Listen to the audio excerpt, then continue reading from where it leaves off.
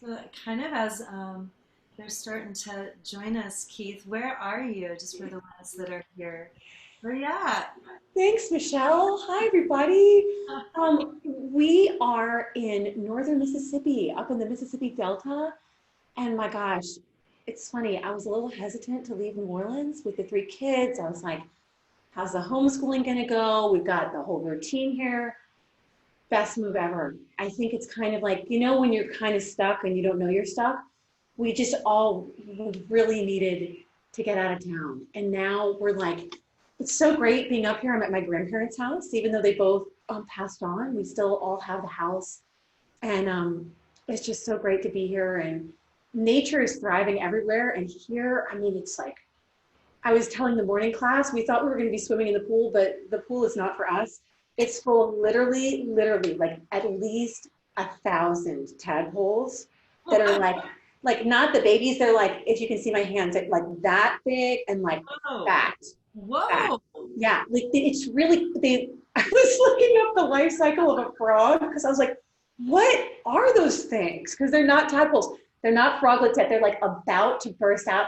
They're tadpoles that have 2 legs and then 4 legs, and right after that they go like, ah, and they become a froglet apparently. Whoa, that's so wild. I know, right? No one there for a while. Is that why there's so many? Did they just take Yeah, over?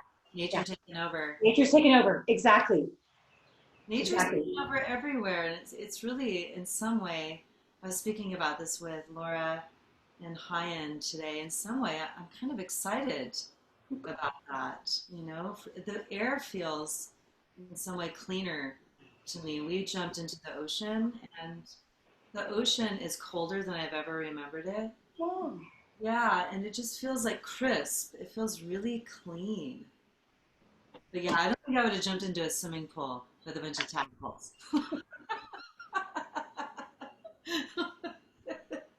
Whoa. I can only imagine how beautiful the ocean is, the water and the air right now. It must be incredible.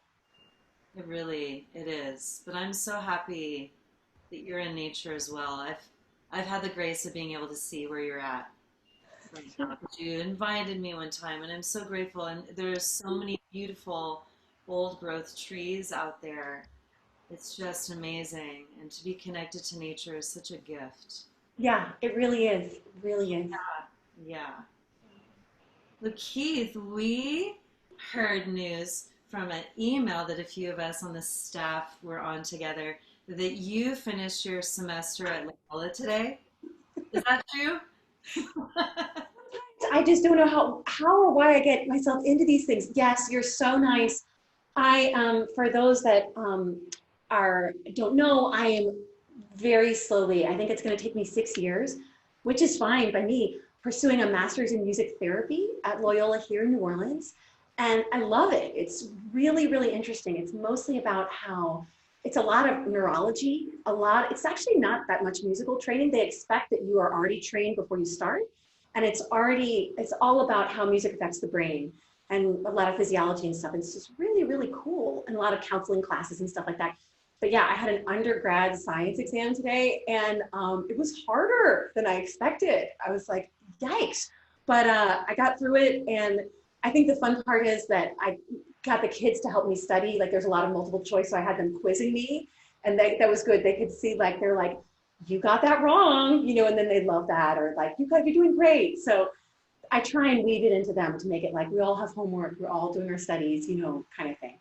But Wow. yeah, it's great. It's such a relief. As anyone knows that's ever finished a semester at school or exams, it's such a joy when it's done. You're an undergrad at Loyola. That's unbelievable, truly, Keith. I've watched you for so many years, the many things that you do, and you do them with all of your heart. And it just amazes me that on top of everything, you're also studying this. It's beautiful. It's just inspiring, truly, especially as a mother and doing this. You're very kind. It's a little bit manic. I admit. Sometimes I'm like, why do I have to put this many things on my plate? But this is the degree I'm getting is a graduate degree, but it has some like very often people, if they go into the health sciences, maybe you have an undergrad requirement you didn't fulfill for me now 20 years ago, because I had no idea I was going to end up doing what I'm doing. So it's just sort of some backfill kind of stuff. But yeah, I mean, I think anybody that gets into yoga really is by nature a student. You know, we all love studying in so many different ways. Yes, yes. And on top of that, we were speaking about this.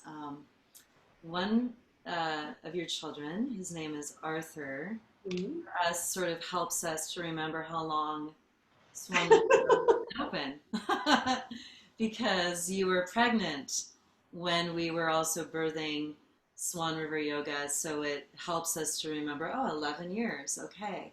And that's how old your first child is. And you're a mother of three, and you're also a business owner and a yoga teacher, and clearly a very dedicated student because you make sure to go and to train in yoga not only at Loyola but in other places, like most recently with T.S. Little. And I think what's really moved me in watching your personal evolution as we've been together as business co-owners at Swan River Yoga is that for me, I'm not a mother. And so I feel like I have time to handle and figure out how to be a business owner to some degree. Although we're both so rudimentary at it, I feel like, and we just figured it out as we went along. But also, you're a mother. And so I just wonder because that is where many beings are at that come to Swan River. They're mothers. How is it that within your home you're able to find time, let's even just start here, to practice yoga and to have three children? How do you make that work? We want the secret. there's no there's no secrets, I can assure you of that. But uh, and I'm guessing you mean especially right now during the quarantine, everything is so Especially unusual. now. But Yes. I always come back to this. My when I was pregnant with Arthur, he's my first, and I really was so apprehensive. I didn't I was like I was really nervous. I did not have much confidence about that process. I was just scared. And my aunt, one of my wonderful aunts, gave me, she has 4 kids, gave me the, to this day, I think the best advice ever. She said, you know, you're going to grow with them. You're going to grow with them. Like, you don't have to know it all right now. It's like you guys are going to grow together. And it's just, she is completely right. And so maybe it's that whole thing where if you keep adding 1 drop of water every day, eventually you get this big quantity, you know? But I think she was right. And I have on those notes, so a quick story to share about parenting and yoga from this room where I'm sitting right now. Arthur is our timekeeper. When Arthur was 1, I came up here to the Mississippi Delta and I got this job. I was teaching yoga to the local kids in a summer camp, and I was teaching like twice a day. And Arthur was still also taking 2 naps a day. And I remember just being like so happy because sometimes you got to get away from your house and get away from your stuff and simplify life. And some of us are doing that right now. And all I was doing was being out here in the country and teaching yoga to kids and being with Arthur. And then when he would nap, like I didn't have any other free time. Every time he would nap, I would come onto this porch and I would do my practice. And it was like there's so much peace when we have rhythm in our lives, right? And many of us right now have had like no rhythm, and that's been so upsetting in some ways. And then we, as I said to our wonderful nanny who we haven't seen in so long, who feels so far away, I was like, I feel like I'm like pulling a schedule down from the clouds, like trying to like assemble something we can hold on to. And I feel like right now, and I bet parents that are on the call or anyone really can relate, I think we've been able to establish some new routines and new ways of working together. And I hope some new respect too, because like today I had to take an exam and I was like to Arthur and Louise, I was like, you guys have to do the dishes. My exam is starting in 10 minutes right now. And like in the old world where we maybe had support, they didn't have to fill in as much. But now like it's all hands on deck for everybody. And I think that that's really helpful and really realistic for the whole family to need to be involved in, like, this floor isn't going to clean itself. Yes. I love that. Oh, wow. Are you doing homeschooling as well? How does that work? Oh man, they are involved in homeschooling, but my youngest, Marion, is 3. So, you know, and the school is doing such a good job, but her stuff is like maybe 10 minutes of videos in the morning. So we're spending a lot of time together, which I totally love. The big kids can pretty much run their own show right now, but in the beginning, it was like a tech emergency the whole time, like trying to get all the codes to work and everything.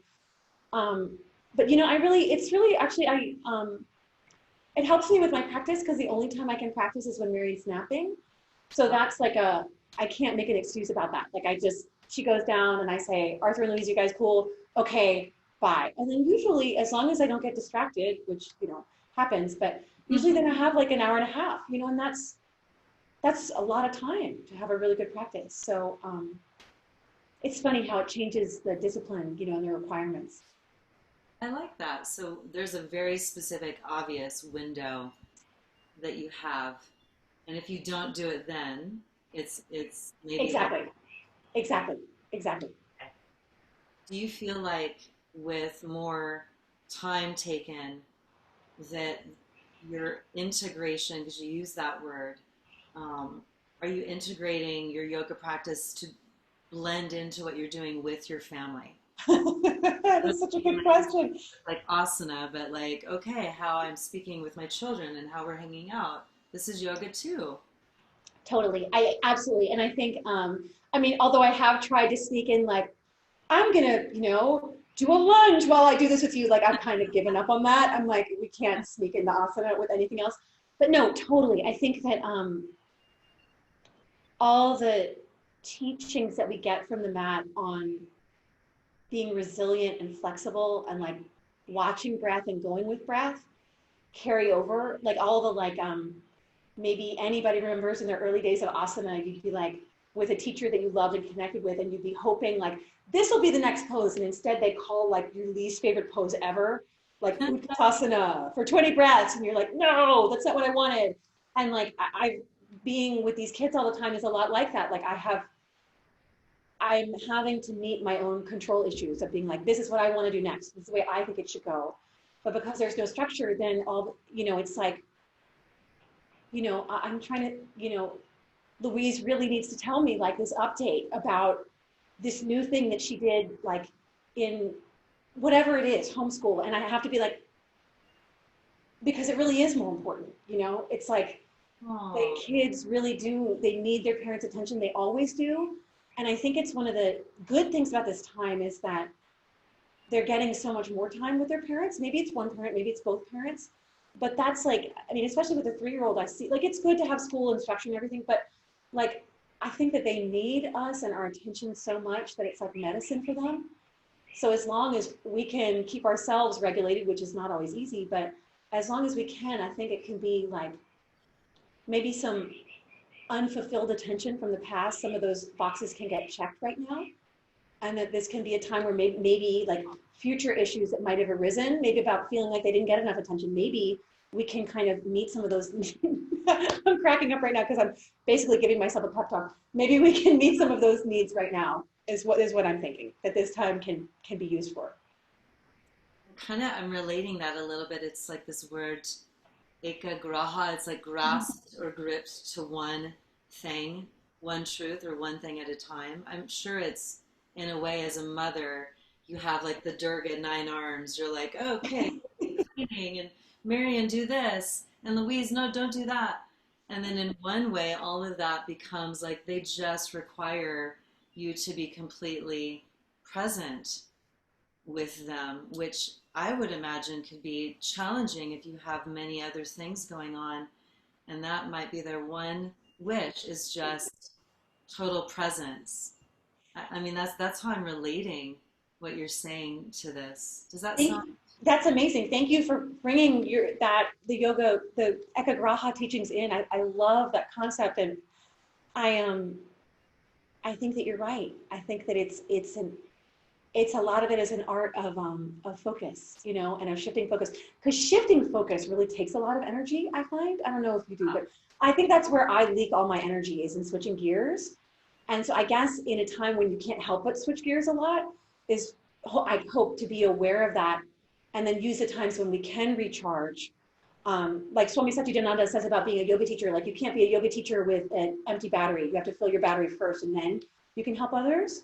And I Yeah. think it's like the same thing for a parent. So I think then it's the discipline about like, am I doing my practices? Am I like wasting time reading the news on the internet that's only going to make me feel more down? And then who's that going to help, you know? And making sure to get good sleep. I have no problem taking care of good eating. I'm like eating this whole time, as many of us are. But, you know, we've got to have some things we can enjoy at this time. But yeah, no, that's beautiful, Ekagraha, because they really do. I don't have the science in my palm right now, but it's something about the development of their brains and their mirror neurons that they need to see as they're growing, a parent that's looking them in the eyes and focusing on what's important to them and mirroring back, like, I understand you, is this correct? And it doesn't have to be for like an hour. It could be like 2 minutes actually that they need. And then that need gets met. And they're like, oh, okay, you know, it has really big impacts on the organization of their whole brain is what I'm learning. Yeah, maybe it's even like, as a parent and knowing that you're doing yoga in your home, that you're not like texting and watching the news while you're homeschooling. Right, That's the right. purpose of yoga. Yes, And that could be tempting to do all of those other things that aren't really necessary while you're actually homeschooling your child. Yeah, beautiful. There it is. I just think that sometimes, the Dalai Lama has stated that the most important job of all jobs is to be a parent. And we have many students that are parents, but I think that sometimes parents, they slightly undermine, well, I'm just watching my kids. I'm like, just watching your kids. That's the most important job on the planet. It's kind of a very big deal. And to see that that could be a very consciousness provoking practice, I just really hope that our students realize that it is. And I think that you help to mirror and reflect that truth, that it is, that you can embody the teachings of yoga and be a parent, and also attend to some of your own personal needs, like making a CD, or exploring your own personal talents, so that your well isn't completely empty either. So that when you go home, you're also singing with your children, which I know that you all do. Music is a big thing in your home. it's a really big thing in my home. And thank you for your kind words. I do think that I think almost every parent, and I'm in touch with so many mothers right now, friends from different parts of life. I feel so connected to everyone right now. And almost all of the mothers right now feel like they're not doing enough besides taking care of their kids. And I think so many people have been given the message, you're supposed to do this and they're missing the and right now because most of them are the women that are home. Not everyone. Sometimes the men stay home, especially if the mom is a teacher. But so I think that the message that you just said is really needed more than ever. And what you said about the Dalai Lama. Remember, one of our wonderful Swan River yogis reminded me of something from when the Dalai Lama visited New Orleans. And he said, I think I missed this, but he said that a mother's love is he went on like this on his arms. He said, it like goes into you and like you need it, like you need blood in your veins. And he said, and if you don't get it when you're young, that you'll always, everywhere you go, you'll be looking for something to fill that void. And I was just like, God, when this beautiful yoga student said that to me, I was like, because our culture can be really career focused, et cetera, et cetera, et cetera. Yes. And it's amazing. And also the yoga students teach me, you guys teach me so, so, so much. Another one of the yoga students gave me this word that I since did a project for in graduate school on actually postpartum depression, but it's the shifts that happen in a female brain when they're pregnant pregnant and deliver their first child. It's just like we have the word adolescence and pubescence. There's a process of complete neural remapping in the brain called matrescence, where like all the hormones change and the way the structures work together change. And I think in our culture, sometimes we have the idea someone's going to give birth and they're going to be back at work in 6 weeks, right? And they should be. And it's not realistic biologically or emotionally. It's a huge, huge change. So, and of course, one of our dear Swan River yoga teachers just had a baby last night, which we're all surprised, all celebrating. Yes, Lynn. Yeah. Yeah. Beautiful. Beautiful. but we do, forgive me, I'm just so happy to talk to you. I have so many different things to say. There's, we do a lot of music in the house, and the baby, the 3-year-old, they're all musical in their own way. I did elect to take, you guys, I took singing lessons this spring from the most talented voice teacher in the world. She's so loving and positive, and I also felt like, oh my God, I don't even know how to sing. I've got to start over with everything. And the language she used was like really a yogi's language. She was like, you're not moving energy enough. You're not using enough breath. You've got to, like, we need more energy. And I was like, what? I thought I was trying as hard as I could, and she was teaching me. I mean, I'm going to listen to the lessons. I'm so sad that the semester got truncated. But the point of this is that I had to record 2 classical songs. And my background was really jazz, but I had to record 2 classical songs for the final, one in French, one in Italian. The French song was so hard. And my older kids are like, stop singing this song. I can't stand it anymore. And the 3-year-old, though, knows the whole song and still walks around singing it. Where the semester's over, she walks around singing it at the top of her lungs, da, da, da, da, da, da. And I'm going to take a video for this teacher to be like, I may not have gotten the song, but look who did, because it's clearly been passed on. So yeah, we do a lot of music. It helps a lot, it helps a lot. Children, they mirror what their environment is, clearly, as you know. When you're at home with them, can you describe in a way like the mood of your home on a daily basis right now during this COVID period that we're in? Like, is there a way that you help to shift the atmosphere so that everyone feels more positive and more uplifted, or is it more the children that do that to you? That's so nice. You said, I mean, the truth is, I think we all help each other. And I wish that they didn't have to do this for me, but my son is very sensitive and he'll tell me, Mom, you look really stressed right now, before I even realize it. And I kind of wish he didn't have to play that role, but he's an extremely sensitive being and we're really connected. I do try and, pivot the boat with them, particularly one of my children, Louise, I mean, it's not sort of obvious, is at one point having a really hard time with the homeschooling, to the point where all the time on the screens, she's having trouble sleeping. She doesn't want to eat very much anymore. So it's one of the reasons we got up here to Mississippi, changed the situation, get outside more. She was trying to type out all this stuff on a school iPad. We got her on a bigger computer. And then I try and really do a lot. We've totally changed our rules with sugar. Now, I know too much sugar is bad, but I'm like getting them more treats. Like if they're on their screens and it's not school, I'm like, stop everything. Chocolate milk right now. And they all like run into the kitchen and they get to have chocolate milk and it's like a treat, or like and things like that, where we're trying to also like cook different meals. Yesterday was Cinco de Mayo. So I was like, we're having tacos, trying something to be like, it's new. We're enthusiastic about it. And then just also, it's that same thing, the ekagraha, trying to do the like, what are you into right now, and reflect it back. Yeah. What if one of your children is worried about the virus right now or has questions about it? What do you say exactly from like a more yogic perspective? I think that and I mean, this thing is so complex. I can only speak for myself and my family, and I can't even imagine the stress. I know people that are ill with the virus and et cetera, or connected, but they're not in this little unit. I feel very blessed that so far, except for a couple of cases, it seems like the children are mostly unaffected.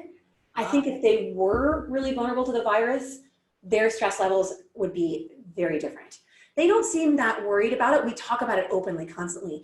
In the beginning, we did more with it online, like the Johns Hopkins thing. I remember Johns Hopkins that's keeping track of the number of cases, and they have this interactive thing that's on their website. I remember looking at that with them and showing them, look, it's changing here, because as a computer graphic, it's quite brilliant. And y'all, when we were looking at it, there were 100,000 cases in the world.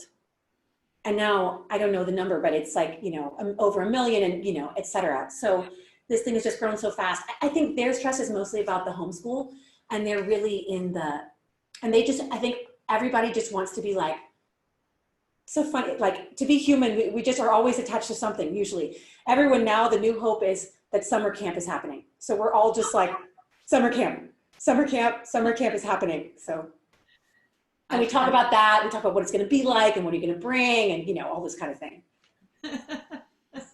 I've heard a few moms praying for summer camp. Yeah, yeah, big time. I was, in terms of that, I'm thinking of, you know, because you're really very astute Buddhist student of Mahayana Buddhism. Mm. And you've done a lot of training of that and also offered a lot of dharma. And that's been a beautiful part of Swan River and really, really quite from the start. Mm-hmm. It has been. And there's quite a few people that look forward to it. And so we're so happy that it's still online. And I think it's benefited many, many beings.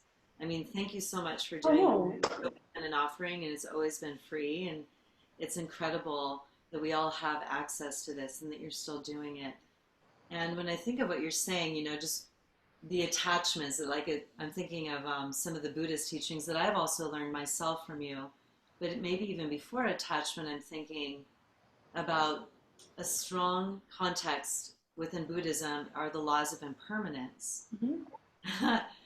and how this plays out, or how this could be explained in a way that could be beneficial for us during this pandemic that we're in, to remember this teaching. Is there anything you could help us with in terms of that? It's such a great theme that you brought up. I mean, it kind of like is the theme right now, you know, it's, and in that way, we're all being pushed to grow. And it's like, whatever you're going through, it's some kind of spiritual path right now, because we're in the face of impermanence, which is the nature of everything, really.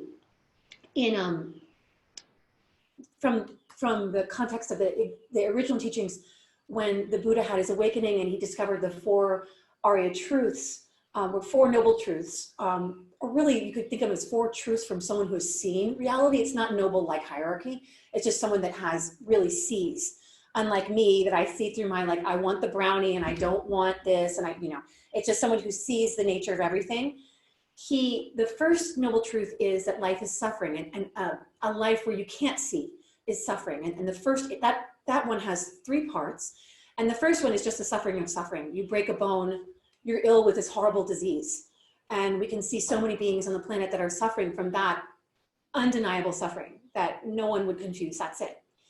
The second aspect of the noble truth of suffering, of dukkha, is the truth of impermanence, is the fact that even the good things, even the things we want to depend upon, are like, you guys, I thought I had a really perfect schedule, both for my yoga teachings and for my kids for the summer. I was like set, you know, I had it in hand, and like, forget it. You know, even the good things are always subject to change. And it's supposed to be really, really good medicine for our egos, because our egos want to be like, it's like this, and I've all got it here. David Hawkins speaks so wonderfully about that. So these moments where we really have to confront, like, God, I thought I was in charge of all of this. I thought I could count on school, right? Then we get to see how much is beyond our control, are actually really great moments for opening into more of our spirit or our soul. You could use any word you want there. But he, when he saw the impermanent nature of everything, he saw that we're all grasping for some kind of permanence, which is natural in a world that is only, any world that's based on causes and conditions is always going to be impermanent. The thing is, though, that might sound like sort of sad, or like, oh, I'm going to lose everything. But it really isn't, because if you think about like where I am, I'm out in this beautiful natural place here. Like you guys know, like one seed could start over 1,000 years, could start an entire forest. So the idea of karma is, it's true that even a good deed that we do, that the causes will ripen and then they'll pass away. But just like a tree, I'm looking at a magnolia tree right now, is dropping so many seeds on the ground, that one tree will give rise to another tree. It can, if it's not hindered, and so forth, until there is a whole magnolia forest, which there is here in the Delta. And the idea of when we look as spiritual aspirants, in my understanding with the teachings in this world of impermanence, and even the good that I do, that will go away. Even the beautiful children that I care for, even they're going to move away someday. And then I really hope they'll come back. But the idea is when we realize the nature of this world, it's like, okay, I'm the gardener here. And every seed I plant is those individual seeds will arise, manifest, and then fall away. But each one of those has the ability to grow a forest, a grove of like-minded deeds. If I get smarter and more intentional about my actions of thought, words, and deeds, the way I act with others, but also the way that I think, and even the way that I pray or meditate. So it's funny, I was hearing one of my teachers last week talk about one of my favorite topics, and I can't wait until we can do it in Dharma again, the 6 perfections. And the 6 perfections are the ways that a being like the Buddha thinks and approaches this world of impermanence, of samsara, which is in our focus of the month. And it doesn't mean that they can actually fix everything and stop impermanence or stop suffering, but they have a way of approaching their actions of thought, word, and deed that are so infused both with wisdom and kindness that it's like every seed they plant becomes a forest around them. So they have like a very uplifting presence. And they can't reach in and surgically change my karma, but someone like that, that's that high vibe, they say all the Buddhas and the Bodhisattvas, that's why they're teachers, all of them, because no one can change our karma for us, but they can teach us how to change our own. And we're the only ones that can do it. And that's sort of like the responsibility, the challenge, and the opportunity of the path. I hope that is sort of relevant to your question, which is such a good one. Your theme is the perfect theme for right now.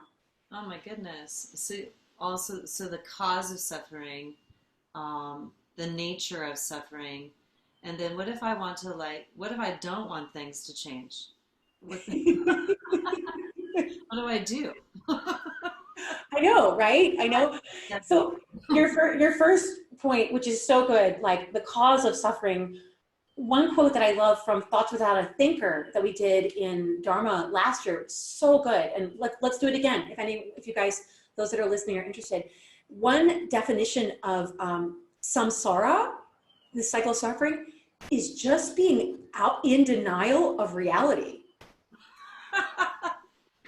So it's amazing, right? So it's like the degree to which I say, school should be happening. I should be able to teach and see the beloved yoga students in person, right? I don't want anyone to be sick.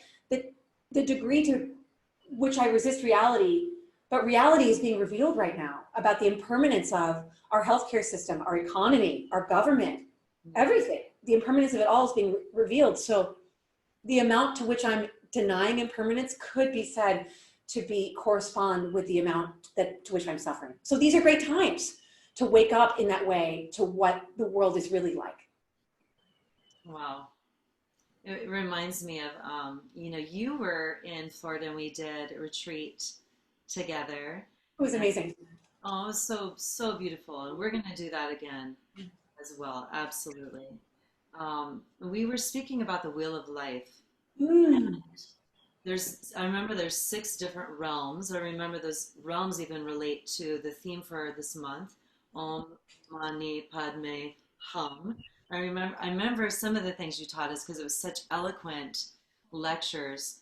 And I remember when you spoke to each of the realms, and the God realm sounded so amazing at first until you described it. And I was like, I don't know if I really want that realm. It's just like you're laying around and you think everything is a-okay. You just like you've got it made, but you're not really evolving so much in the God realm. And interestingly enough, when you did describe the human realm, it sounded kind of tough to be a human, but it still, even when you described everything, it sounded to me like the place from which we can really grow and evolve. And there's something so deeply fulfilling about that, truly. Can you tell us a little bit about the human realm of the Wheel of Life? That means so much to me that you connected with those teachings. I think that aspect of the Wheel of Life that, as Michelle said, is 6 realms, 6 different ways of being. You could think of them like they're actual places and beings, or you can apply it to a human existence. Like 6 different modes of thought. Um, but it's so empowering. We're kind of like at rung number 4, and there's 2 higher than us, basically, that have better lives than humans. But according to the teachings, when the Buddha discovered the wheel of life and he drew it in the sand, it's very empowering for us. He said that the only realm that we can get off the wheel of life, instead of like a carousel, like I just go around and around and around and around, the only one that has conditions for exit from samsara is a human life. And I mean, when I first heard that, I was like, what? Isn't it a hierarchy? Like you go up, up, up, right? And it's not. It's that because in a human life, you have enough what's called leisure and fortune. And leisure doesn't mean like sitting by a pool. It could be, but you have some time, like some time to study the dharma, some time, maybe an hour and a half just to do yoga in the afternoon, right?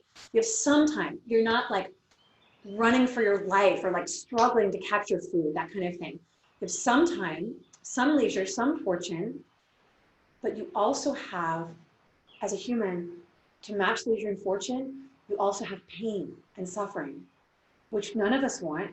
But it's said that that pain and suffering kind of sharpens the blade of your awareness and propels you forward on to find a spiritual path. Because if we're just comfortable, who cares about the spiritual path? Like, let's just sit by the pool, and like eat brownies. It's totally fine, right? Whatever. And I think that a lot of our culture would exemplifies that kind of life as the height of culture. And so in the wheel of life, that would be the God realm, maybe celebrities. And it's funny, I do look at the news like once a day, but I'm following your good advice from April's Focus of the Month, which is amazing. Like I look at it in the morning and then I put it away because it really usually just brings me down. I feel like I should know if there's like, we found the vaccine or something, but that hasn't happened yet. But so sometimes I just look at the titles, I don't read the articles. But interestingly, for the Wheel of Life, they said that someone wrote an article about like that the cult of celebrity, of like worshiping, looking up to celebrities, was dimming and declining because now they're all communicating from their homes and like with gray hair growing out, and like the reality is like setting in, or kids are running through. It's no longer so like contrived and perfect or photoshopped. Isn't that amazing? Yeah. People that were like, because we're the human realm, but then above the human realm is the demigod realm, and they're like really have great lives, but their trouble is the jealousy, and they want to be like the gods who are all the way up here. So you think of social media and people always like, it's like creating envy culture, so that people will follow you because they envy you. And I thought that was really sort of fascinating about everyone having to broadcast, if they so choose, from home, was sort of like taking away the pedestal and the photoshopping and the fancy cameras and the whatever, of the God realm. It's kind of healthier for all of us, kind of putting us all into that human realm in a way, Everybody got to clean their home and do their laundry now and take care of their children. And it's good. It's good. It's good to like, as Hyen used the word in his beautiful talk on the previous podcast, it's like a lean time, kind of like a boat. We're all kind of like, you got to let go of all the excess, right? It's just you and your family on your boat for most of us right now. But I mean, there's so much beauty about consolidating like that, I think, too. That's amazing, Keith, that point about that sort of hierarchy and how it can get us into trouble, or pedestals, and how often they really do fall. They're false, truly, in some way. It can't really last. It's not sustainable. So to have this sort of humbled dignity and just allowing ourselves and our humanness to be more displayed right now, I think there is a beautiful teaching in that, because we all feel a little bit vulnerable, I would say, or at least at first we did. Yeah. One of us got sick, or someone we love, what if they got sick, and it shows us that there is a preciousness and a sacredness to this human life, and it doesn't last, in some way. I've been just kind of treating this of like, well, I might as well treat it like I might die soon, because I mean, I don't really think I'm going to get sick necessarily, but I'm not completely inept from any of this happening to me as being a human. And I think it somehow brings more value to our lives, feeling a sense of the vulnerability of being a human, and allowing others to be even more human and respecting the human realm in that way. You see what I mean? Totally. Absolutely. Absolutely. Yeah. You know that being a human is also really challenging. I mean, we're ruled by our past karma, our senses. They often take us over. We've got attachments. We've got many aversions and things we want to judge and that we don't like. And I remember you speaking about that a little bit. I have my notes from a fun thing that he shared with us, and it's super cool looking. But there was this one thing I wrote. It's like the etymology of the word for klesha, klech, and it means to torment ourselves with our own patterns. Or I wrote this down. I was like, why do I do that? I've done that as a human. I've definitely tormented myself with my own patterns. How does that get so ingrained and stuck in us? Like, what exactly are kleshas? It's so ingrained, and it's just like, and it takes so much mindfulness to even, like, one of my dear friends from the Dharma says, I love what he says, mostly in my practice, I'm doing damage control. Like, he's already overreacted, and then, oh God, okay, right? You know, it's like, and I love the humbleness of that, the humility, because it's the kleshas are their reactive patterns. I love how the Dharma fits in with modern psychology. You know, the kleshas, they're the ways we torment ourselves. We always we're always rejecting something and wanting a little bit more of something else, and then trying to control it and get that balance just like that. And it just can't last, right? And we're also humans. We're very driven by memory. And so we have associations from memory that are negative, and then we'll get something that matches, that comes into our view, and we'll say, no, you know, and then it's even in the brain structures that I had to report on this today for school, that people with major depressive disorder, the portion of the brain that remembers negative emotion and negative memory and emotion is overactive. So you can see how people with major depression, they just get weighed down. Like everything is a reminder of how something didn't work out in the past. It's such a sad way to live. I think we've all probably have experienced that. Conversely, someone with ADHD, this part of the brain, so that part is, anyway, that's the tendency. Someone with ADHD, to keep it short, their brain functions in a totally different way. So they're like, let's try it, let's go, let's do it now. And it's just all different portions of the brain. So that's like modern psychology looking at some of the kleshas. Maybe the klesha of someone who's depressed is everything is rejection. I can't do it, they're against me, it's too hard. Maybe the klesha of someone who's hyperactive and really consuming a lot is what we call raga, dvesha. It's I never get enough, I've got to have more. There's a connotation of speed. And of course it's more complex than just those two examples. But the kleshas in the wheel of life, they're like, if you think of the spokes of a wheel, and or like if you like a little, like a children's top, if you twist just the middle of it, the whole thing spins. And in the wheel of life, they're right there in the center of the wheel, and they drive the whole thing. So they drive the 6 realms, the 6 ways, different kind of frequencies in which we find our mind. And they also, I think we were speaking of this earlier, they drive all of our actions, including our impulsive actions, which they're so hard to break, right? Like your least favorite habit about yourself that you've done 10 million times. You know, like I have it too. And you're like, why is this still going on? As you said, why do I torment myself? No one is making me do this. And I love the teachings because they lay it all out for us. They lay it bare. On the outside of the wheel of life, the Buddha drew these 12 things called the 12 links of dependent origination. And I used to hear that and I was like, that sounds really dry and boring. Like, and then a very gifted teacher named Miles Neal, who teaches out of New York and the Contemplative Studies Institute, he made it real for me. And that's what those pages are from. They're basically like how the mind works and how we recreate our karma and our patterns over and over again. Most of it is subconscious, which is true also in the thinking mind. But there's a part where we come into our awareness and we have consciousness and we touch something. And touching could be, I meet it with my eyes, or I hear it with my ears, or I taste it with my tongue. I have consciousness, and then I make contact with something. And the moment I make contact with something, it could even be a memory. I remember I like the chocolate cake, so I'm even touching it on in my mind. You have consciousness and you make contact. As soon as I make contact with something, I make an opinion about it. Do I want more of it or less of it? The kleshas come in, this is their time, and they say, give me more, or they say, rejection, get away, right? And we do it like over and over again. So contact, sensation, and out of sensation, I like it or I don't like it.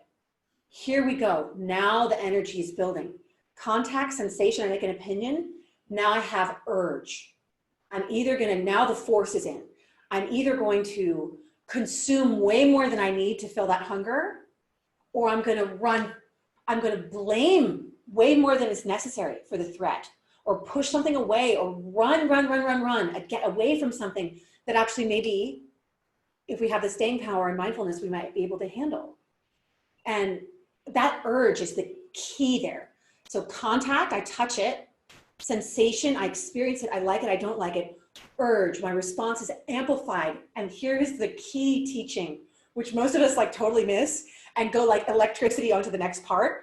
From urge and action. Action is, I'm gonna eat the whole chocolate cake. Action is, I'm gonna yell back at you because you shouldn't have said that one unkind little thing.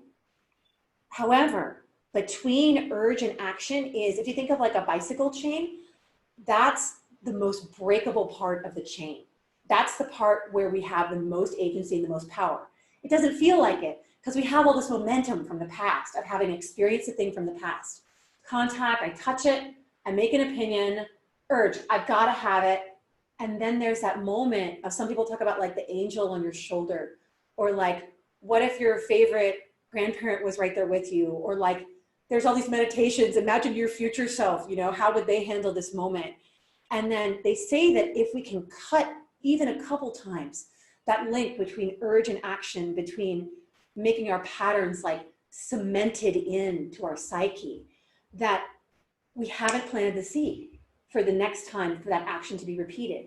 Now there may be many, many others of those similar seeds in the whole cycle spinning around, but this is how we get ourselves out of imprisoning ourselves and using our psychic energy, our mental energy, our daily habits to move ourselves more towards freedom.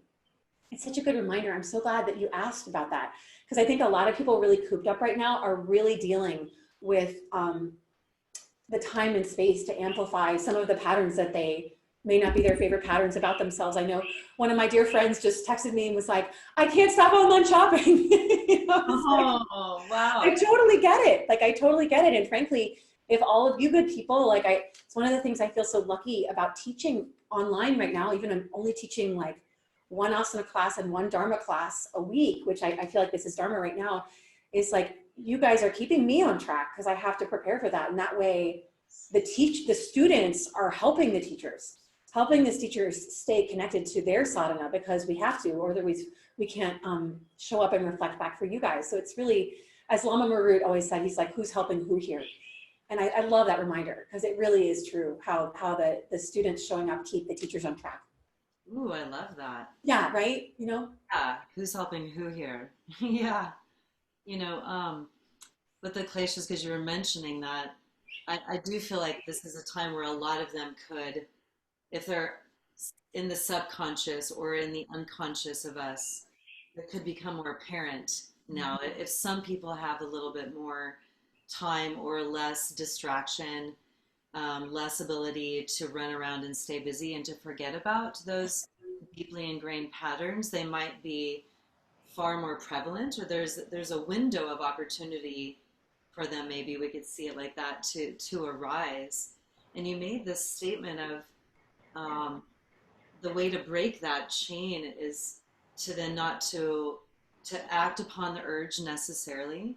And you just helped me just to realize that this could also be the time where a lot of chains of the kleshas might get broken, because we don't have a lot of ability to act on tons of urges, maybe a few in our home, but there's a lot of things we can't do right now.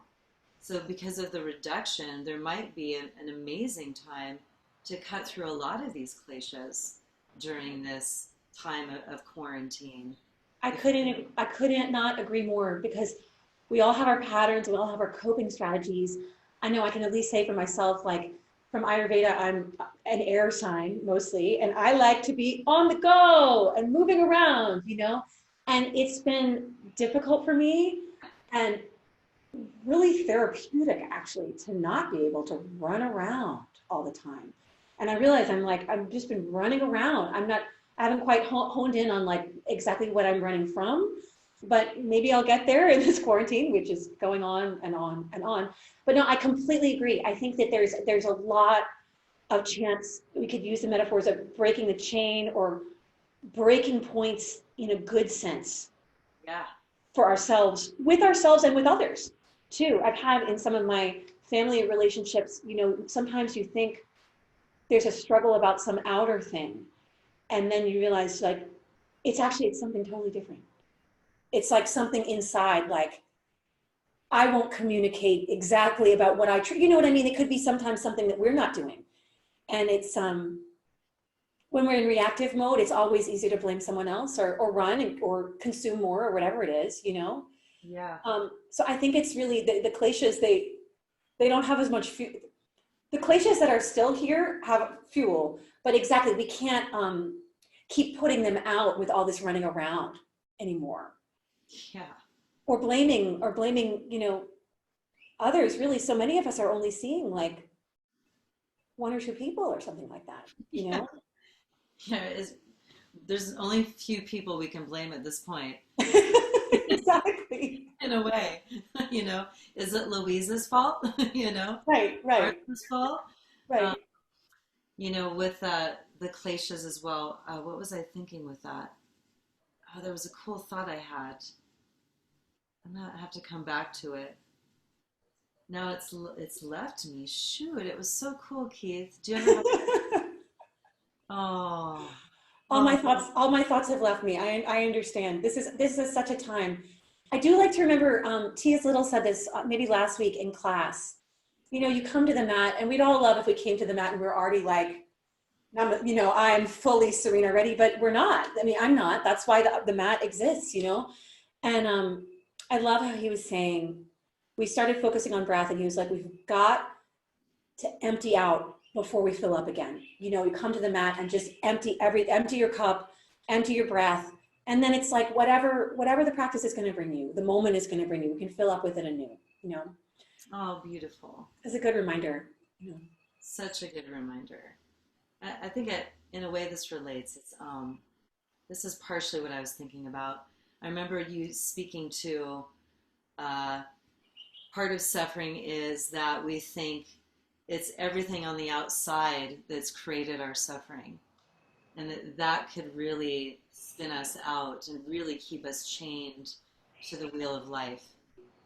And is the word samsara, I guess, is related to the wheel of life, but I do remember you something about it's everything on the outside's fault, and that could really perpetuate a lot of suffering.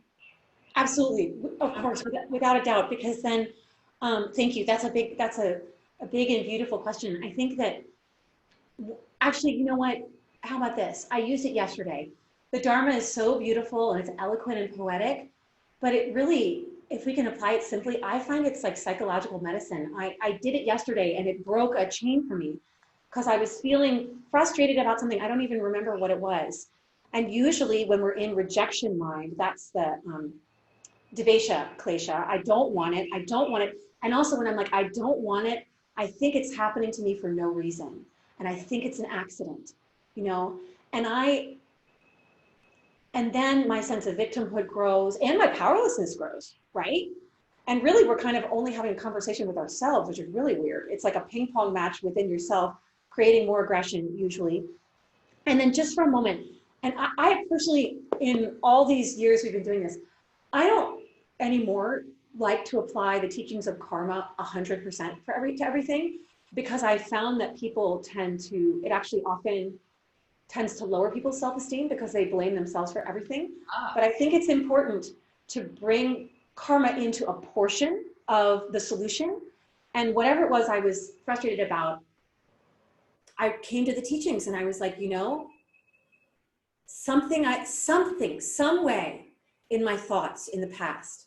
Remember, karma grows, right? Seed creates the forest, and the forest is the present. Some way I did something to plant the seed for this, or to invite this, or to say it was okay. And just in that moment, there's like a pause between this victimhood thing, right? And also because, to your point of impermanence, if I did something in the past to invite this into my life, and it's arising like a seed into a forest, it's also going to come to a peak, and as we're hearing about so much right now, and then it's going to decline if I stop creating the seeds for it, or stop saying yes to it in my mind. So it was such a great moment where I was like, what am I doing complaining about this or feeling sorry for myself? You know, like I said yes to this in the past. If I stop feeding it, it's going to die. Like, let's just get on with it, you know? I love that.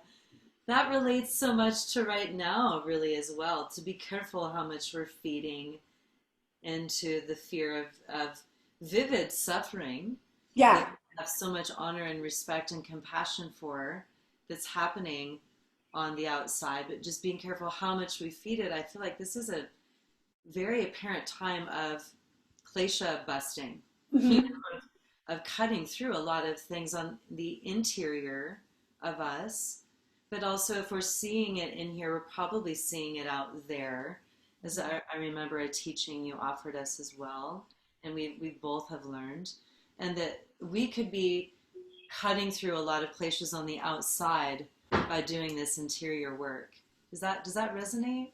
Completely. And I wish completely, I wish I could tell you guys what I can see in this beautiful place that I am. Because of Zoom, you know, we have to face away from the big light, which is a beautiful light of the sun. But there's, if you know northern Mississippi or Alabama or Arkansas, there's this invasive vine called kudzu. Maybe you've seen it. It grows and it covers everything. Like pre-existing trees, it'll like cover them like a sock or like a blanket.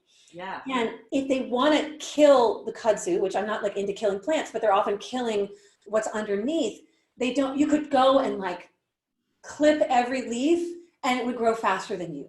You know, or you could complain, why is this here? And how do they do it? It's so obvious. Nature is such a good teacher. You want to cut this big thing that's grown outside of you. You just go to the root of this one huge vine that could cover like a whole hillside, and you just cut it at the root. And then in time, the whole thing is going to die. And that's what the teachings are trying to pivot us from. It's all out there, and I'm this, it's happened to me for no reason. There's some, I wouldn't say 100%, but there's some tether here to my heart, some. And if I could soften it first, and maybe, and we were talking in morning class about this, one of the best ways to sever this sort of like self-pity or defensiveness or anger is get out of the reaction and the blame and that connection there, and you go to it and you try not to change it, but you say, this is where the compassion comes in. And other people feel like this too. And if you can really do that, and I think it's actually really not that easy, because the ego just wants us to be like, poor me, or this is so hard. But if you just feel the feeling without the story, and other people feel like this too, then you're taking, and I quote this all the time, Barbara Stoller Miller in her Yoga Sutra translation talks about taking personal emotions. You can use anger, you can use frustration, taking personal emotions and turning them into virtue. And it's how you just say, other people feel this too, and you hold it in your heart. And you've just taken all that energy of anger and turned it. It doesn't have to be like compassion with angel wings. It could be just like a pause, like other people feel this too. And it's like that whole world that's grown out from my heart of frustration has just like lost a tether into my heart and is growing now some kind of, in the future, new expression of kindness or of like allowing other people to have their experience. And it's tough because you're so nice and kind to ask me these things, because it's uplifting. Just, I feel it's so uplifting just even to talk about it. But it's hard because we don't get to meet that new world like in 20 minutes at all, you know? And we don't know, I know we're almost out of time, but it's, I want to share a metaphor that my teacher Miles Neal said about these kind of pivoting your karma, using your using these compassionate practices to say others feel this too, and, wishing for all beings to, be free from sickness, and all beings to have harmony in their family, and et cetera, et cetera, et cetera, all beings to break their chains. But we don't know when it's going to come back. And he says, like, you could use the metaphor of, like, I was a medieval and Renaissance history major a million years ago in college, and you become like a cathedral builder. And it's like you're building this great sacred space that through your sadhana and your practices that you might not ever even see in this lifetime. And like your dedication is so great that that's okay with you. You just like, it's going to come back someday to some being. It may not even be this person, but it could be to help everyone that I know now. And it's just such a great, or you understand, I love that metaphor, because there were people that lived like that, that built these great cathedrals that are still standing 800 years later, that never got to see the final product. Wow. And I love that as a metaphor for just doing our practices in the atta, in the present, and then letting go of that, need to see them reflected back. Yes, or needing to have the reward. Right. Or expecting it to be a certain way. It's really, I feel like that's sort of a shared mission we both have for Swan River Yoga. Really, like, we don't really all the way know ever how it's ever going to turn out. We, of course, didn't expect to be teaching classes on Zoom, but we did, boom, fast the next day. Oh my goodness. And we never imagined it to be so glorious and beautiful in the way that it is, with a few studios and just such exquisite studentship and community. I feel like we're the most blessed beings on this entire planet. Maybe other people think that too, but wow, we've got some jewels around us, and I never want to take that for granted. And more than anything now, I feel more grateful than ever. I get so happy when I see them on Zoom. I'm like, there's Ainsley. Me too. Yay, there's Linda in Lafayette. And I was wondering if you had this vision of, because I picture the mandir as a cathedral. It's a temple to me. What if you had this vision of how Swan River, in your hope and dream, could end up turning out? What would that look like to you? I'll end it with that last question. It's such a great question, Michelle. I have to make a joke. You mean we're not just trying to survive one day at a time? And that too, on top of it. And that too. Your children.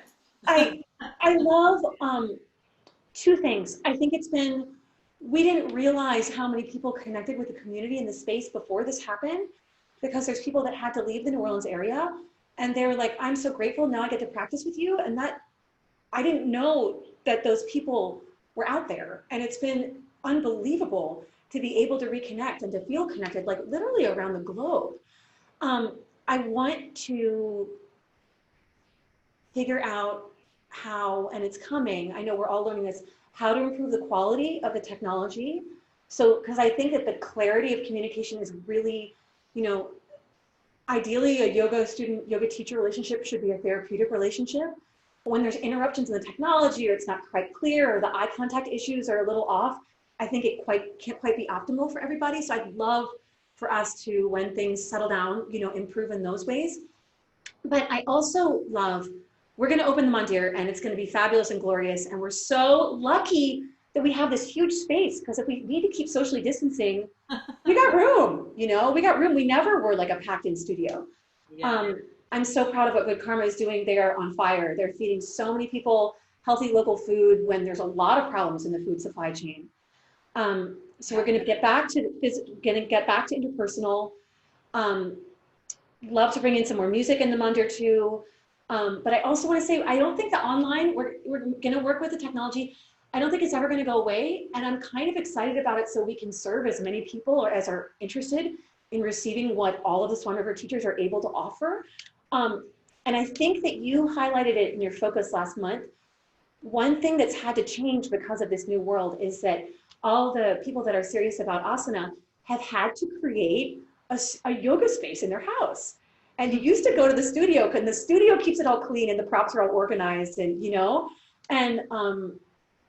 like, I mean, I'm trying to be neat at home, but I live with myself and with kids, but this whole thing has made us all have to create a dedicated space, even in the corner of one room, And that, I think, sort of changes one's relationship with one's own home.